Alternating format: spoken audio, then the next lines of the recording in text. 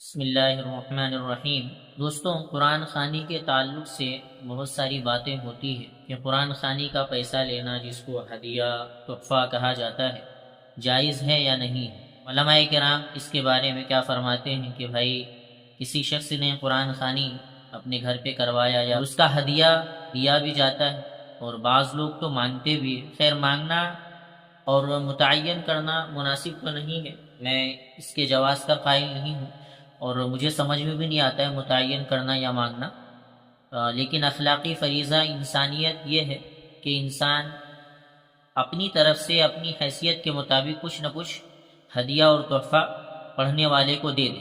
بہت سارے لوگ یہ بولتے ہیں کہ یہ قرآن کا بیچنا ہوا۔ بھائی، یہ قرآن کا بیچنا نہیں ہوا، اس لیے کہ قرآن کو کوئی بیچ نہیں سکتا ہے، اسی طریقے سے قرآن کو کوئی خرید بھی نہیں سکتا ہے، قرآن کی آیتوں کو بدل بھی نہیں سکتا ہے، ٹھیک ہے۔ جیسے بنی اسرائیل اپنے کتابوں کے جو آیات ہوتے تھے، جو احکامات ہوتے تھے اللہ کی طرف سے، ان کو بدل دیا کرتے تھے علماء کو پیسے دے کر۔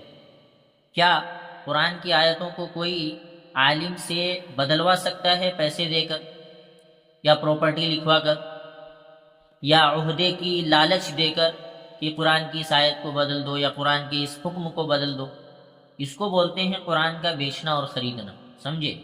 تو یہ قیامت تک کوئی کر نہیں سکتا ہے اور ہو بھی نہیں سکتا ہے، کیونکہ اللہ نے اس کی حفاظت کی ذمہ داری لی ہے۔ انا نحن نزلنا الذکر وانا لہ لحافظون، ٹھیک ہے۔ اس کی ایک ایک آیت، ایک ایک لفظ، نقطہ، ڈاٹ، ایک ایک زبر زیر پیش، سب محفوظ ہے، اور اللہ اس کی حفاظت کر رہا ہے، ٹھیک ہے نا۔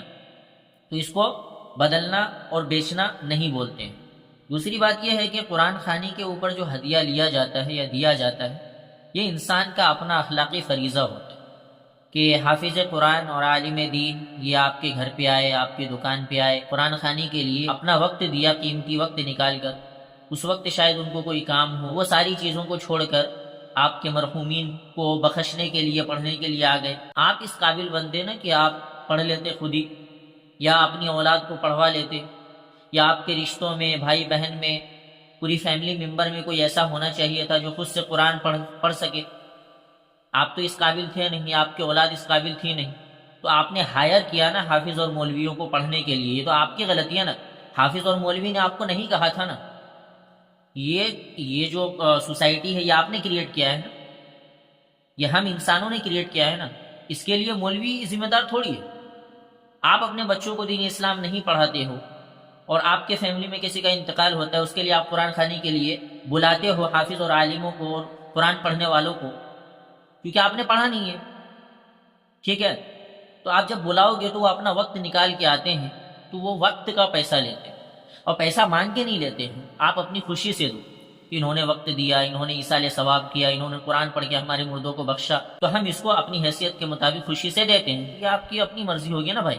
وہ آئے، آدھا پونا گھنٹہ آپ کے گھر پہ یا آپ کی دکان پہ قرآن پڑھے، اس کے بعد پھر وہ وہاں سے اپنے مقام پہ جائے، بعض مرتبہ تو رکشہ بھی کرنا پڑتا ہے، اور انسان جو ہے ان کی مہمان نوازی تو چھوڑیے، ان کو رکشہ کرایہ تک نہیں دیتے۔ وہ تو آپ کے نوکر نہیں تھے نا، آپ کو ضرورت تھی نا، آپ نے بلایا تھا نا، وہ تو چاہتے تو منع بھی کر سکتے تھے۔ تو یہ جو قرآن کا معاوضہ، اس کو آپ بولتے ہو قرآن کا معاوضہ، قرآن کو بیچنا خریدنا، تو یہ آپ کا ذہنی فطور ہے، آپ کے علم کی کمی ہے۔